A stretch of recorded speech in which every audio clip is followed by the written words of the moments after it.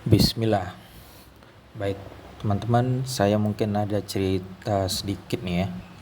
Berkaitan ada salah satu agensi ngelapor ya dan juga sharing lah berkaitan dengan karya-karya mereka itu dipakai oleh agensi lain. Nah, ini mungkin akan saya buatkan juga storytellingnya ya di MZP Share. Itu judulnya Agensi Abal-Abal. Nah, perlu diketahui agensi di sini ada dua. Yang agensi saya labeli agensi E itu adalah agensi pemilik aslinya ya. Ini agensi yang benar. Kemudian agensi A ini saya labeli karena mereka adalah plagiatornya.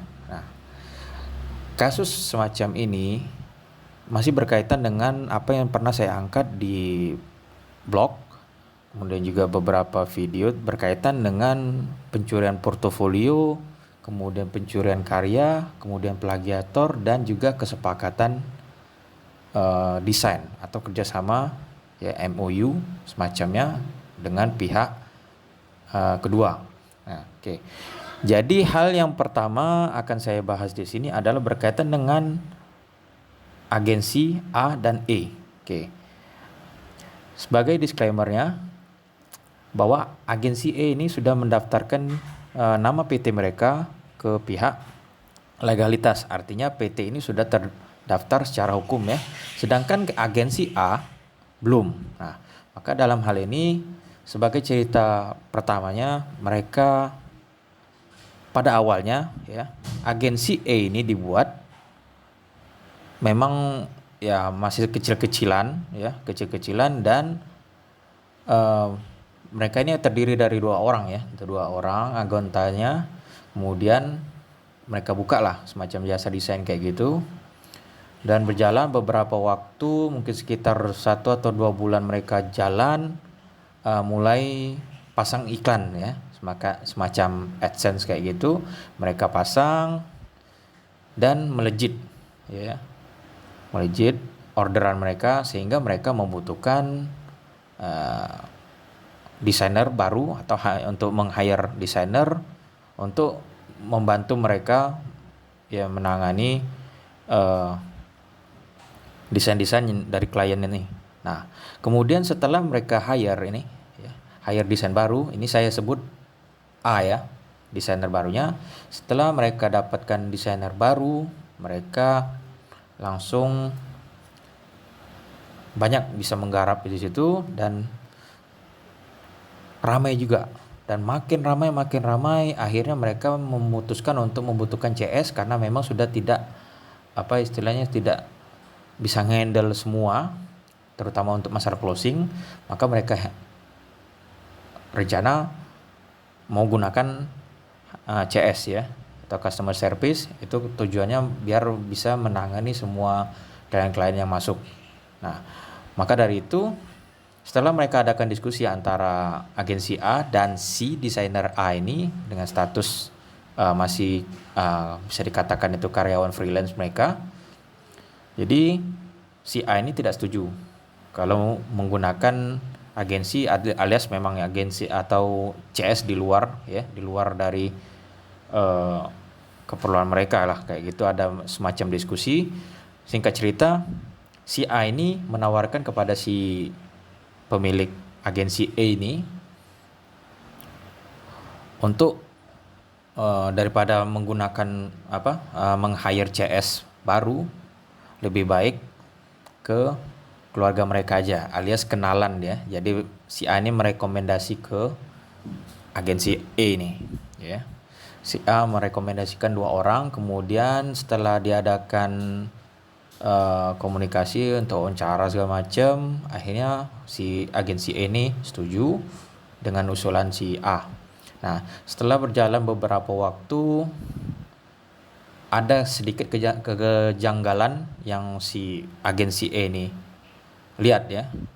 Dalam artian si A ini performanya biasanya melejit kayak gitu untuk pengerjaan, biasa cepat, biasanya fast respon, dan ini sudah mengalami penurunan beberapa waktu ya.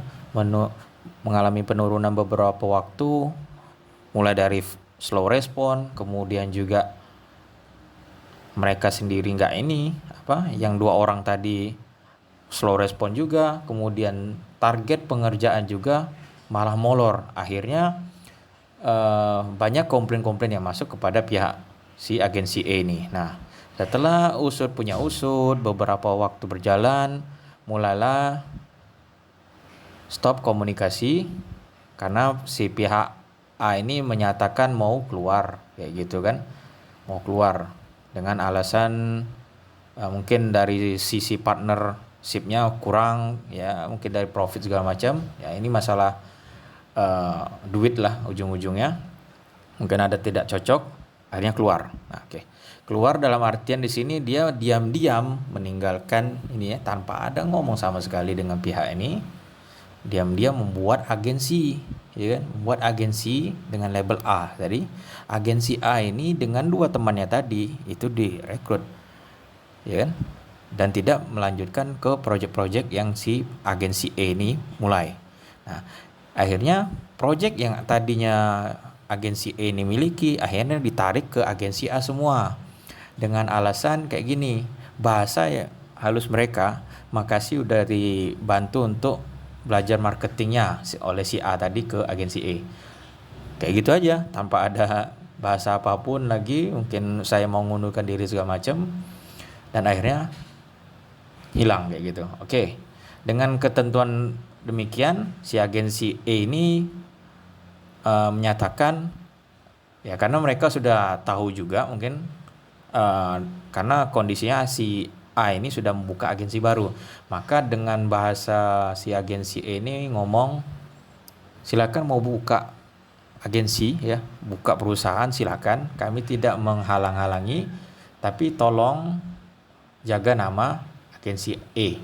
Nah, kenapa demikian? Karena begini, kondisinya agensi A ini dia menggunakan ya, ini berdasarkan cerita dari si agensi E ini pemiliknya, dia menggunakan logo dengan warna yang sama si punya agensi E, kemudian bentuknya disamakan, kemudian hasil desain yang mereka kerjakan bersama-sama di agensi E, mereka pakai lagi di agensi A sebagai portofolio baru dengan watermark yang sudah dihapus dan diubah dengan logo sedemikian rupa sehingga watermark mereka udah nggak nampak lagi si agensi E ini, malah dialihkan ke agensi A, dipakai mereka. Itu termasuk perbuatan nyolong sih sebenarnya kan, nyolong ya. Cuman dalam hal ini saya sudah sempat tanyakan kepada si agensi A, apakah sudah ada perjanjian sebelumnya berkaitan dengan karya-karya yang sudah diposting atau jadi portofolio untuk agensi. Kata mereka tidak ada sama sekali, karena mereka agak segan karena si pemilik agensi A ini merupakan orang yang lebih tua dari mereka kayak gitu. Selisih umurnya lumayan jauh, jadi mungkin dirasa tidak enak atau misalnya, atau mungkin dijanjikan sesuatu yang membuat si agensi E ini percaya aja kayak gitu tanpa ada kesepakatan di awal berkaitan dengan portofolio ini. Nah, di sini adalah sedikit kesalahan yang bisa dikatakan fatal juga sih kalau memang dibiarkan ke depannya. Maka dari itu saya sudah menyarankan kepada pihak agensi E ini agar membuat kesepakatan. Maka dari itu mereka mendaftarkan juga PT mereka agar bisa lebih kuat untuk bukti otentiknya. Oke, di samping itu agensi A ini dengan portofolio tadi mereka sudah dianggap sebagai plagiator lah, atau memang sudah nyolong karya, walaupun karya itu buatan mereka sendiri tapi memang belum ada etika izinnya ke pihak agensi E ini ya secara personal, ataupun ini nanti kedepannya akan berkaitan dengan hukum ya, karena sudah terdaftar si agensi E ini. Nah, maka dari itu pihak agensi A sebaiknya melapor terlebih dahulu sebenarnya kan, kalau secara prosedur etikanya mereka melapor dulu ke E ya, agensi E ini bahwa ingin menggunakan portofolionya. Nah, mungkin dari pihak agensi E ini ada persyaratan khusus, baik itu dari watermark nggak boleh dihapus, kemudian kotak dan semisalnya. Nah, namun di sini tidak ada ngelapor. Jadi mereka main pakai aja, kemudian juga digunakan untuk landing page mereka. Portofolionya sudah diubah, watermark dihapus, kemudian nyisain cuman logo-logo yang agensi A saja yang pakai, ya, tanpa ada ngelapor sama sekali. Kemudian bahkan parahnya lagi itu copywritingnya dipakai juga oleh pihak agensi A. Ini abal-abal banget sebenarnya. Bisa dikatakan kenapa mereka harus pakai semua kayak gitu kan? Apakah emang mereka nggak sekreatif itu kan? Padahal untuk merubah caption aja sebenarnya ubah-ubah sedikit nggak masalah, asalkan jangan sampai jiplak banget kayak gitu kan dari agensi E, karena kan sudah berubah sifat publisnya kan, publisitasnya udah berubah. Maka dari itu si E ini tidak terima karena mereka sudah benar-benar tidak fair kan kayak gitu. Apa saja yang sudah mereka buat itu dicomot ya dengan mudahnya, digunakan untuk agensi A ini ke landing page mereka. Nah, dan akhirnya itu berpengaruh juga ke minat pelanggan-pelanggan mereka yang awalnya kenal agensi E, ya kan, malah bingung karena melihat agensi A kok sama kayak gitu kan. Apakah memang dua perusahaan? Kayak gitu aja sih memang image di konsumen mereka. Nah, maka dari itu si pihak agensi E ini melaporkan ke saya bahwa agensi A ini udah nggak fair lagi, mereka udah ngambil mentah-mentah kayak gitu kan tanpa ada itikat baik untuk menyelesaikan secara ya kekeluargaan aja atau kerjasamanya mungkin, atau paling enggak kan izin ke mereka kan agensi ini kan, mereka izin kalaupun memang dikasih mungkin dengan persyaratan tertentu tadi seperti yang sudah saya bilang. Nah, maka dari itu agensi A ini bisa dikatakan lah ya agensi abal-abal, karena mereka sudah di satu sisi nggak ada legalitas ya sebagaimana agensi E, kemudian juga secara etika itu sudah menyalahi banget ya, walaupun dalam artian di sini memang nggak ada kesepakatan kerjasama sama sekali ya di awal, memang nggak ada ikatan kerjasama ya tertulis, saya bilang tertulis ya. Namun secara etika ini sudah menyalahi sebenarnya si agensi A ini, seharusnya ngomong dulu kayak gitu kan. Dan ini main ambil-ambil aja langsung dipakai ke agensi mereka. Nah, itu kesalahan fatalnya. Nah, maka dari itu bagi teman-teman yang mungkin kedepannya ada kerjasama dengan orang lain, baik itu tua atau muda, ya kan, baik itu teman dekat ataupun orang baru, itu penting banget yang namanya bikin kesepakatan secara tertulis ya, biar jelas syarat-syaratnya apa, ketentuan-ketentuannya apa, bagi hasilnya bagaimana dan semisalnya. Karena menghindari hal-hal semacam ini tuh kalau nggak ada kesepakatan kita jatuhnya 50-50. Nggak bisa kita benarkan salah satunya. Maka dalam kondisi ini bagi teman-teman yang memang sudah bergerak di bidang agensi, saran saya sih daftarkan segera ya agensi kalian, label kalian, agar lebih punya perlindungan hukum yang jelas kan kayak gitu kalau memang terdapat kejadian semacam ini. Tapi kalau kita nggak ada perlindungan semacam ini ya kita akan rusak gitu aja sih oleh tangan-tangan yang jahil semacam ini kan agensi kita. Ya sayang aja sih sebenarnya kalau udah berlabel agensi sih sebenarnya kan udah kapasitas besar kayak gitu, kalau memang nggak didaftarkan ya hilang aja nantinya. Ya itu aja sih sebenarnya, kalau memang ke depan mau kerjasama dengan orang-orang lain ya kesepakatannya harus jelas ya, harus jelas banget kesepakatannya biar nggak ketemu dengan oknum-oknum yang abal-abal semacam ini. Mereka ngambil hasil-hasil desain ya, walaupun mereka yang si desainernya yang ngerjakan, tapi kan kalau sudah kita ikut dengan orang yang kita harus izin dulu etikanya kayak gitu ya kan. Nah ini ketemu orang yang nggak punya adab semacam ini ya jadinya rusak ya kan, hasil-hasil karyanya diambil mentah-mentah pula itu kan, nggak ada diedit ya, bahasanya nggak ada diedit sama sekali, baik copywriting ya kan, hashtagnya juga, kemudian ini flyer-flyernya, kemudian hasil-hasil desainnya juga, previewnya juga diambil mentah-mentah. Itu hasil desainnya udah parah banget sih sebenarnya agensi semacam ini ya.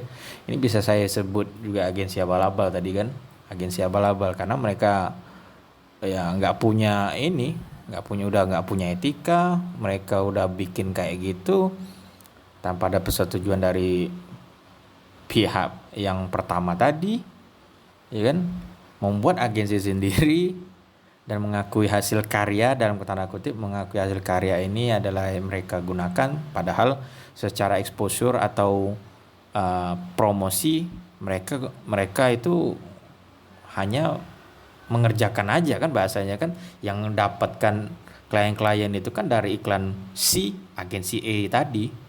Nah, maka dari itu ini udah melanggar etika banget sebenarnya, dan kedepannya mungkin bisa jadi ini bahasa kita, bahasa Islamnya itu zolim ya, dan siap-siap tanggung jawab aja si agensi A ini nanti di akhirat urusannya ya kan, dengan si agensi E dan nanti kira semoga permasalahan ini bisa segera selesai lah, saya harap ya kedepannya. Mungkin bagi si A ini yang merasa ya, si A ini merasa, tolonglah etikanya ya, tolong lapor dulu ya, bilang dulu, ngomong dulu kan, karena udah ada kenal, udah pernah dikasih job oleh si A ini tadi ya kan, sudah pernah dikasih job ya, paling enggak kan ya bahasanya terima kasih kayak gitu kan kepada orang yang udah nolong kita selama ini. Tiba-tiba kalau udah nyuri hasil-hasil dari tempat lama kita bekerja kayak gitu kan, benar-benar kurang etis kayak gitu.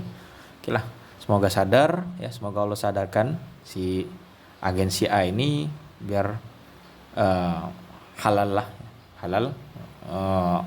apa yang mereka usahakan ke depannya tanpa menzolimi yang lain kayak gitu.